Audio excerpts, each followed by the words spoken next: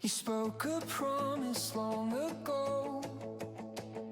March 7th, 2026, Joshua 17:12. But the descendants of Manasseh were unable to occupy those cities because the Canaanites were determined to stay in this land. Joshua 13:13.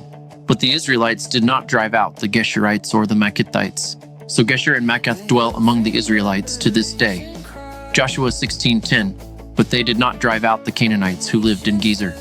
So the Canaanites dwell among the Ephraimites to this day, but they are forced laborers. Joshua 18:3.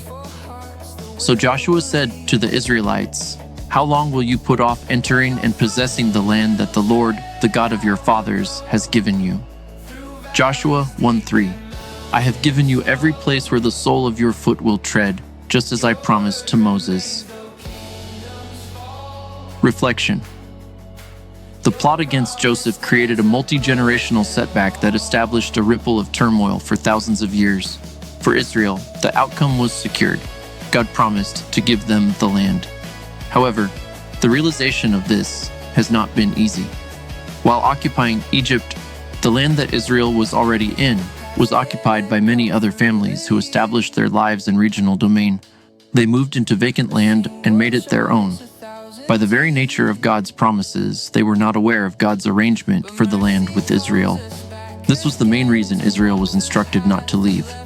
We must remember that one strong act of evil today can cause an overwhelming cascade of evil for years. But even though God delivered on his promise, the tension remains. Contrasting beliefs of possession and deity lead to lasting conflicts and devastating outcomes. The distress of Israel and the political climate today are reminders that a poor choice is not always something that can be mended. When we refuse to respect, honor, or compromise, conflict becomes the only unity. It was a very difficult ask for those who occupied the Promised Land to accept that they were invaders and intruders on a vacant land. Even though God continues to restore Israel to the land, just as he promised, the reality of making this possible remains complicated. Prayer. Thank you for your promises. May we not forsake your purpose and lose sight of your sovereignty.